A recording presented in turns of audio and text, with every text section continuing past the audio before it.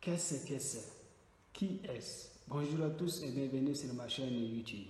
Vous avez très bien compris. Aujourd'hui, nous allons apprendre comment poser des questions dans la langue turque. Mais avant d'entamer, je vous demande à faire deux choses très simples. 1. De vous abonner à ma chaîne. 2. De déclencher la cloche de notification qui va nous aider à agrandir la chaîne. Oui, je m'adresse à toi qui regarde cette vidéo de t'abonner seulement et de déclencher la cloche de notification. Et si tu as aimé la vidéo, je te demande également de la liker. Merci si tu as fait. Merci beaucoup. Et c'est parti. Alors, commençons le cours. Comme prévu, nous sommes ici sur l'unité 1, partie C de notre livre d'Istanbul Yabancılar için Türkçe Ders Kitabı. Nous avons ici Boune, qu'est-ce que c'est? Okim, qui est-ce? Nous allons apprendre ici à poser des questions dans la langue turque. Commençons. Nous avons ici bu, şu, o, kim, ne, bunlar, şunlar, onlar, burası, şurası, orası. Avant d'entamer cette partie, nous avons ici hazırlık çalışması. Mais je veux que vous allez connaître la signification de ces mots. Bu signifie ce, şu signifie ce, o signifie ce également, kim signifie qui, ne signifie quoi, bunlar signifie cela ou şunlar signifie cela également, onlar signifie également cela, burası, ici, şurası, ça signifie également ici, mais nous allons apprendre à distinguer dans cette vidéo. Orası, ça signifie là-bas.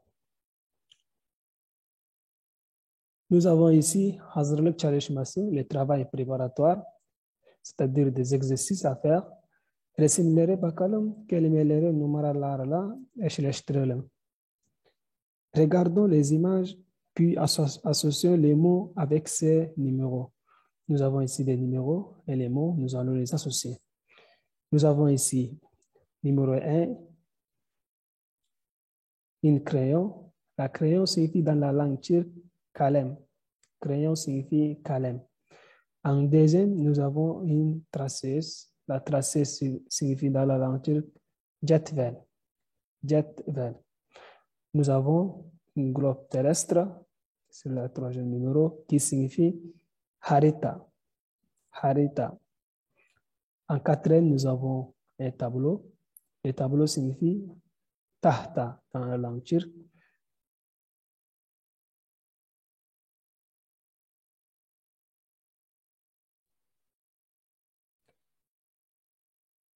Nous avons ici une boussole ou, excusez-moi, une boussole qui signifie pergel dans la langue turque.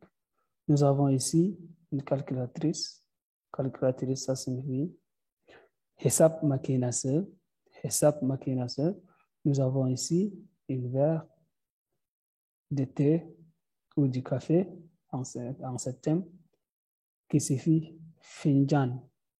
Finjan dans la langue turque. Nous avons ici l'ordinateur qui signifie bilgisayar dans la langue turque. Bilgisayar. Nous avons ici un cahier. Le cahier, c'est defter dans la langue turque. Nous avons ici des livres. Les livres qui signifie kitab. Kitab dans la langue turque. Nous avons ici un sac. Le sac dans la langue turque, c'est çanta. Nous avons ici çanta.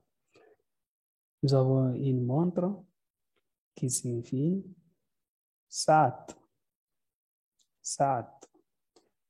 Et nous avons ici, à la fin, une pomme. La pomme dans la langue turque, elma. Elma. Nous avons ici, dans la deuxième exercice, resimleri tekrar bakalım. Bir numara söyleyeyim. Arkadaşlarımıza eşyanın adına söylesin.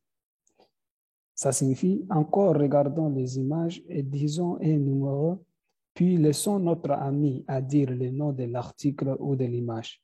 Cet deuxième exercice, je vous laisse faire vous-même sous forme d'entraînement et n'oubliez pas que la pratique est plus importante. Et n'oubliez pas de vous abonner et de déclencher la cloche de notification. Merci beaucoup les amis. Je vous laisse lire également, nous avons ici Okuma, je vous laisse lire également la lecture vous-même et passons à la grammaire. C'est essentiel pour nous, alors soyez attentifs. Nous avons ici Dil Bilgisi. Dil Bilgisi, qui signifie grammaire, comme vous le savez déjà. Nous avons ici Bu veut dire 7. En général, mais Bu a la même signification que Shu et O. C'est-à-dire, on peut dire que Bune, qu'est-ce que c'est? Shune, qu'est-ce que c'est? One, qu'est-ce que c'est? Mais on l'utilise dans des contextes très différents. Alors, on utilise Bu lorsque la chose est à notre portée, c'est-à-dire on peut la toucher pour demander. Comme vous le voyez ici, ils ont mis ici yakun, yani la chose est près de vous, la chose. Bu masa, cette table. La table est près de nous, donc on dit bu masa. On utilise shu lorsque la chose est à proximité, pas tellement loin. Comme vous le voyez ici, uzak, un peu loin, pas tellement loin, uzak.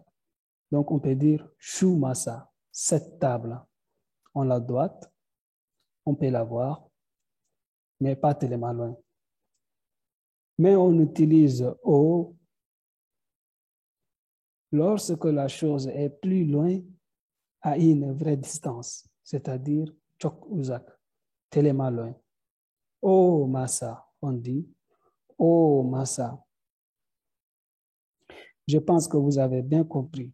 On utilise bu lorsque la chose n'est pas loin de nous, on peut la toucher.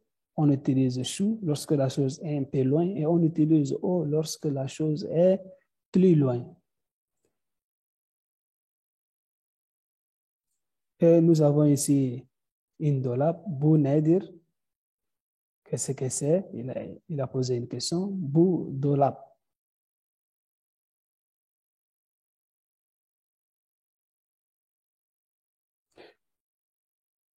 Bu Doraptor, c'est une placard. Bukim, qui est-ce? C'est un enseignant. Bu Öğretmendir. Bu öğretmendir. Nous avons ici la troisième exercice. Je pense que vous comprenez un peu mieux maintenant. Continuons avec l'exercice numéro 3. Exercice numéro 3, nous avons ici l'exercice numéro 3. Comme nous avons vu ici des exemples, nous allons formuler des mêmes exemples. Ici, nous allons dire Bune ou Bokim, Okim. Nous allons poser des questions comme cela. Et comme vous connaissez déjà, on utilise Bu pour les choses, Bu pour les êtres humains également. Nous avons ici, on va dire ici, Bune, Bu Eve. La maison, c'est une, on dit maison Eve. Bune, Bu Eve. Nous avons ici une petite fille, donc on dit Bu Kim. Quand c'est une chose, on utilise ne, mais quand c'est une personne, on utilise Kim. Donc ça, c'est une fille, on dit Bu Kim. Bu Chojuk, Ou on peut dire également chojuk. Nous avons ici des fleurs. On dit des fleurs. Ce sont des choses. On dit bune, bu, chichek. Nous avons ici un joueur. C'est une personne dont on dit Bokim et Oyunju. Football Ju. On peut dire aussi football Ju ou Oyunju. Oyunju, ça c'est un joueur. Football Ju, c'est un joueur également. Nous avons ici un arbre. Donc, Bounin, Bounin, Bouach, Bouach. Nous avons également ici un docteur. Boukin, Boukin, Bou docteur, Bou docteur. Nous avons ici une chaise. La chaise, on dit Bounet, Bou sandalier, Bou sandalier. Nous avons ici l'exercice numéro 4. Aşağıdaki kelimeleri uygun boşluklarla yerleştirelim. Nous allons prendre les mots qui sont ici.